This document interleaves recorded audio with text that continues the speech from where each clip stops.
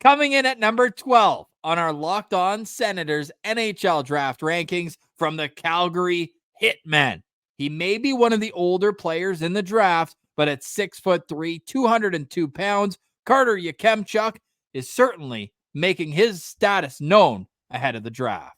Yeah, I'm glad we finally got to this profile, Ross, because I feel like you and I, whether on purpose or not, we've kind of left Carter Yakemchuk off of our list when talking about defensemen at 7th overall. And I don't know about you, Ross, but I've seen a lot of Sens fans kind of clamoring like, hey, why aren't you guys even mentioning this guy at 7th overall? Big right-hand shot defenseman that puts up points and plays a physical game. There's a lot to like here about Carter Yakemchuk. And that they're certainly right. Like, I'm not going to deny that at all. When you've got a defenseman in the WHL, so arguably the more physical league in the CHL, 66 games, 30 goals, 41 assists, good for 71 points. When you've got a guy with those numbers and his size and a right shot defenseman, there's a lot of reasons to get excited, Ross. And this is one of the few times where, if you're watching on YouTube, we've always had games, goals, assists, points, plus minus. But this is one of the few times where we got to circle and talk about that 6th stat there, and that's PIMS. 120 penalty minutes for a 30-goal scoring defenseman. That's wild to me, Ross. Oh, it's wild is an understatement. And I had to do some digging into this because I was like, what is going on? Is he just getting tossed from games? We know he's a Fort McMurray kid. This guy is going to be tough as nails. Playing for the Calgary Flames U15 team, moved to Calgary. And what we've got with Carter Yakemchuk is a guy who might be taking penalties because he gets beat around the edges. Now, the skating is not great. The skating is what's holding him back from being an easy call into the top 10. No spoilers, but in our mock draft that's coming up in just over a week, I asked Scott Wheeler, I said, if you put Zeev Buium skating on Carter Yakemchuk, how high does he go? And he didn't even hesitate. Top 3. Top 3. That is how good the offensive instincts are of his game. And in zone defending, he's pretty good too, because he's physical, he's mean, he's not a guy who's going to give up space in front of the net.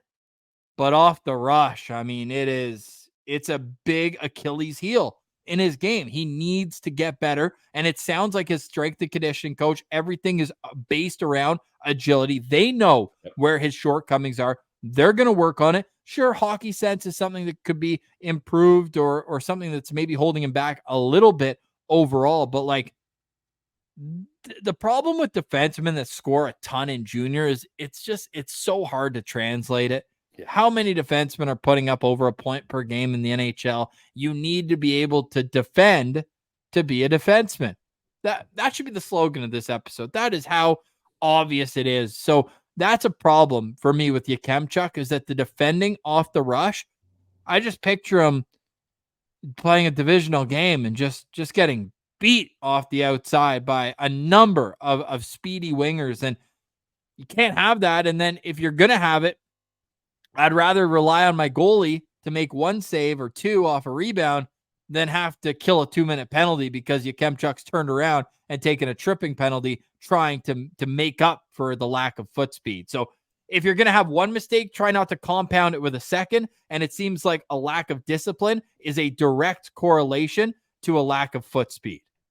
Yeah, and it's not only the foot speed. Ross Wheeler mentioned to us that backward skating is very tough for him. That's pretty key for a defenseman. Yes, and his pivots. So if you get him turned around, you're already gone on Yakemchuk here. But it's not to say that he's not good at defending, but one of the blurbs I read, I'm forgetting who it was, but they were mentioning that when he is defending, he defends hard, but he's such an offenseman, he's just puck hounding. And when you're a top defenseman on a top pair, you got to have a little more defensive awareness than chasing a guy behind the net because he has the puck, because now you've just left your other guy exposed, right? So there's these little things where you're like, he's working hard out there, but he doesn't have the mobility and the defensive awareness to put it all together.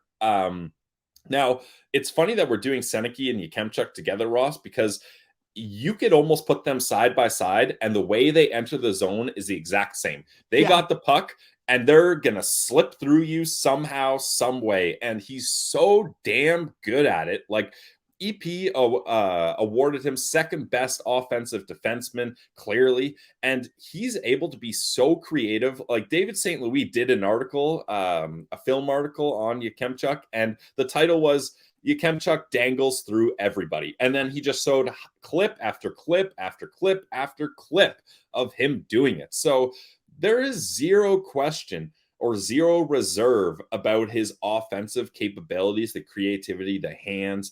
But if you're the Ottawa Senators, and this is why I think you and I have kind of quietly omitted him from our discussions of defensemen at 7th overall, if you're going to take a swing on a guy at 7th overall, you don't want him to have that many holes in his game or that many things that you're really going to have to zero in and work on him with, because there's other options. Like, if you want an offenseman, Zane Parekh is a step ahead of where Yakemchuk is, with much better skating and a little bit more rounded of a game. Now, he doesn't have the size Yakemchuk has. He certainly can't play physical like Yakemchuk does. Like, this guy's laying guys out, open ice hits. It's awesome. And he's mean.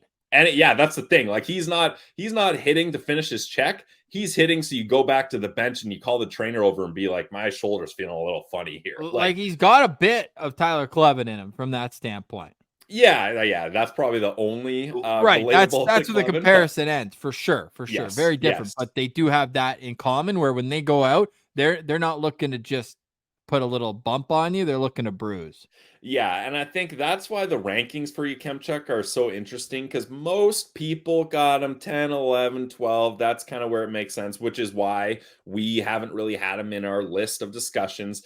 But then you look at a guy like Pronman that clearly sees the skills and is like, the size and a right shot defenseman with this offensive ability and this physicality, just touch up the defense and the skating, and you've got the makings of a first pair defenseman if you believe he can do that. So certainly a very interesting prospect, but I just think he's going to go to one of those middle teen teams that are like, look, we're going to take a swing here. And I don't believe, just because of all the other potential defensemen the Ottawa Senators could have at 7th, depending on who's picked, there's going to be guys left. I don't think he's in that tier with your Levshunovs, your Buyams, your Pareks, your Dickinsons, and your Vasilyevs, right? Like, those 5 guys are in a similar tier. And I think Yakemchuk is on the outside looking in, but he's the first guy on the outside looking in. Of that, I'm quite certain. Yeah, it's awesome to see how these guys it will be fascinating, I should say, to see how these guys actually go in order at the draft. And I'm circling the San Jose Sharks at 14 as the latest that he'll go.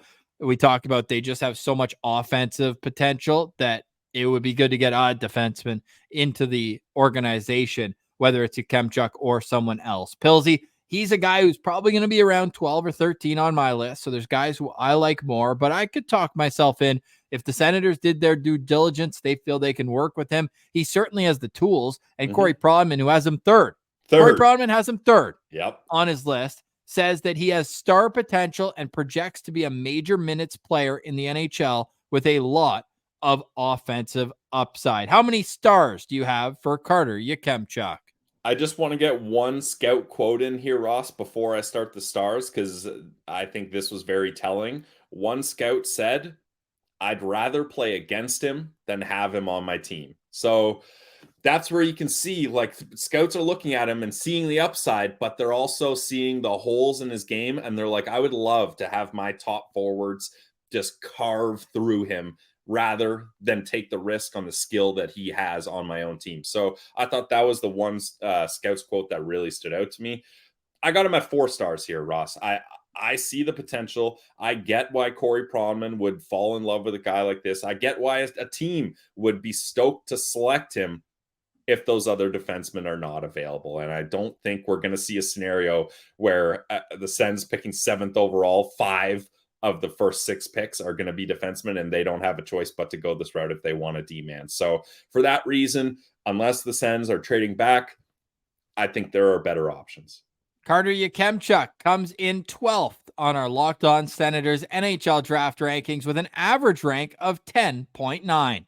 For more draft profiles, make sure to subscribe and check us out on YouTube.